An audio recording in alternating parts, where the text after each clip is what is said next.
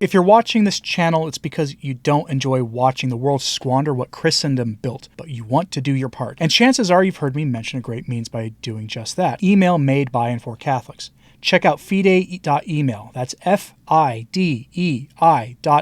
Built for Catholic individuals, families, organizations, and groups. They're private, secure, and of course, they're Catholic. And they're offering 2 months off on your first year for an annual subscription if you enter the coupon code Return to Tradition without spaces. That's the name of this channel, without spaces, at checkout. I don't get to report good news very often, but I think I have some for you today, and it's the best kind of good news, the kind that really upsets the worst elements within the church. If they're actually within the church, because as you'll see, the pushback on what you're about to hear is coming from elements who have been told officially for the past 50 years several times by the U.S. bishops to stop calling themselves Catholic, that they promote heretical ideas and that the word Catholic should not be associated with them. And this group that we're talking about here has completely ignored the U.S. bishops at every single turn, exploiting the name Catholic to promote their evil message. And that group is, of course, the National Catholic Reporter, because of who else would it be? So I think this is a great way to get a relief from the evils being celebrated this month in the secular world by giving you some good news. And that good news has to do with the leadership of the U.S. bishops, the actual bishops themselves acting like leaders. I'm very critical of the U.S. bishops as a body, especially the U.S. Conference of Catholic Bishops. All too often, they shy away from saying things publicly to stand against the evils of the secular world, whether it's from the state or from other officials, media, you name it. But there was a book published, a book of interviews with the U.S. bishops. The interviewer guaranteed the bishops anonymity so they could speak their mind. And boy, did they speak their minds. They talked freely about Francis. They spoke freely about the rising tide of secularism and the evil ideologies out there. They spoke rather freely about the state. And they said things that they could never say if they weren't anonymous. I'll note here that there are some Catholic voices who demand that everybody who's anonymous on the internet should shed their anonymity, put their real names out there, and just deal with the consequences of what happens when you speak the truth. I hope this will help them to to understand the consequences people have for speaking the truth. So we go to the National Catholic Reporter, because of course we do. With this delightful headline, New Book Examines Conservative Catholics, and it isn't pretty. The article is by Michael Sean Winters, who is one of the main writers at the National Catholic Reporter. And he doesn't really mince words. He questions everything they say. He goes and accuses them of following essentially the kind of secretive, kind of alternative hypotheses, we'll say, and that usually followers, people who follow them have to wear hats made out of aluminum foil. That's what he accuses them of being fringe elements. And these are the American bishops who are the most conservative among them, are fairly moderate in the grand scheme of things. To give you an idea how far off the deep end the National Catholic Reporter has gone. So let's talk about this for a second. The author of this book interviewed these bishops, guaranteed them anonymity, and here's what they had to say. Quote, "But a pope should be the principle of unity in the church, and instead Francis fosters ambiguity, which feeds division," one bishop tells the author. "His distaste for the United States and its bishops is obvious and unwarranted. His manner is authoritarian, and it's revealing that not a single seminarian inspired by Francis has come to this diocese during his tenure. A church under pressure needs something better than this." To which the author of the article says, "Authoritarian?" Quoting another bishop, "Over the past decade, the Roman Curia has focused much more effectively on serving the needs of the local bishop," says a third bishop. I give Pope Francis credit for that, and likewise for his efforts at reforming the Holy See's finances. Those efforts are needed, but I think his manner of governance is actually quite ruthless. It weakens the authority of the papal office." To which the Mr. Winter says, ruthless. And then another bishop says, another seems to have a coterie around him with an unhelpful ideology and agenda, and a very negative view of the United States, says another bishop. Coterie. Boston Cardinal Sean O'Malley has been the North American member of the Council of Cardinals, which advises the Pope. Is he the person accused of possessing an unhelpful ideology and agenda, or is it someone else? End quote. Mr. Winters does not like this take from the U.S. bishops.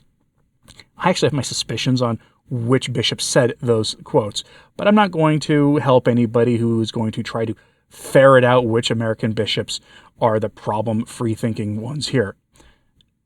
That attitude is very helpful from the bishops. It tells us that those who might not say things otherwise actually are aware of the problem.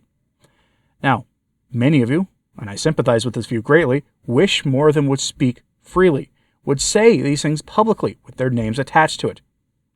I completely sympathize with that view. However, Bishop Strickland serves as the example of what happens to them when they do these things. Can you imagine if, throwing a name out here, Archbishop Sample stepped forward, said some of these kinds of things in a very mild-mannered way that Archbishop Sample, to his very great credit, tends to speak about these kinds of things. I've heard him speak in a public environment about these, not these kinds of things, but about issues that the local population of Portland might not appreciate. And he does so with great charity and great moderation and great prudence. Imagine if he did that about ecclesiastical politics, for lack of a better way of saying it. What do you think the consequences would be, especially if he did it more than once? I suspect he would be replaced in Portland by somebody much closer to Cardinal McElroy in his leanings. Now, obviously, Mr. Winters didn't like those things. In fact, he thought this was dangerous. Really, really dangerous. He thought this was a really worrying sign for the U.S. bishops. National Catholic Reporter, aside from Cardinal Supich and McElroy and Bishop Stowe of Lexington and a few others, doesn't really like the American bishops that much, though. Thinks that they're too conservative. And they use the word conservative in the secular sense, not necessarily in the church sense, because, and unfortunately there has to be a church sense of that word, because we live in a highly polarized time in the church, where you have innovators on one side, those who were satisfied with the innovations that were promoted 60 years ago and like to keep things from moving any more innovative from there, and then a third group, the traditionalists who don't like any of it, myself included in that, all watching there. That's three factions at least within the church. Very polarized, very divided, and this stuff just throws fuel on the fire coming from the National Catholic Reporter, which tends to be a fringe outlet. But they don't like any of this. Here's what Mr. Winters has to say about this. There is a special kind of cowardice in these anonymous attacks on the person to whom these same bishops swore fidelity and obedience. Later this week, when the bishops gather in Louisville for their spring meeting, will they look at each other and wonder, who said these things? At a time when the bishops desperately need to find ways to come together, these anonymous attacks on the Pope are inherently divisive. The unfortunate comments from the bishops are not limited to their opposition to Pope Francis. Their political views are alarming too. Quoting a bishop, "We have a gang of juiced-up Jacobins running society who really think the government should control everything," offers one bishop. Jacobins? I have good relations with our local authorities, but when it comes to the national government, I do believe that we're dealing with a totalitarian ambition now, offers another. And it's going to force us to separate from the state more and more clearly. Totalitarian. A third echoes this exaggerated fear of the federal government. I have a lot of anxiety regarding the federal government and how it will impact the church in the future. The priests in my diocese have a very good grasp of what's happening. I have a youngish presbyterate, and the men tend to be warriors. End quote. Imagine not having a healthy disdain for our benevolent rulers. Imagine not having a healthy disdain for them, for trusting them entirely. It's a strange thing to see from allegedly Catholic writers and outlets to have this total trust in the system. It's really weird, and a system increasingly hostile to Catholicism. But of course, the National Catholic Reporter is not in the business of Catholicism. They're not in the business of promoting the Catholic faith. They're interested in wearing the name Catholic as a skin suit so they can then promote secular ideology. That's what they do, and that's what they've always done for 50 years. I'm sure the people at that outlet would disagree vehemently with what I say. But again, modernism is the deepest influence right now theologically in the church. A condemned heresy, as outlined by Pope St. Pius X, and everything they publish there reeks of it.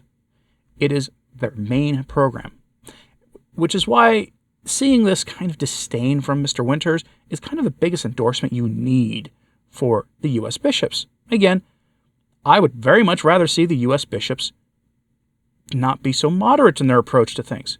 But it is their American moderate nature that is what upsets the powers that should not be in Rome at this time. They do not like their take. They want them to fall in line. Fall in line with synodality. Fall in line with institutionalized lukewarmness, especially when it comes to evils in the culture. Francis met recently with some comedians, including some really nasty figures from South America who openly advocate for evil things. One of these comedians that he met with recently participated at World Children's Day and told the kids there that there is only heaven. There's no hell or purgatory. He said that in front of Pope Francis, who did nothing. Compared to allies like that, I will stick with the U.S. bishops. And I say that as someone who criticizes them greatly for not having courage to stand up against some of their own brethren who promote some really wicked ideas.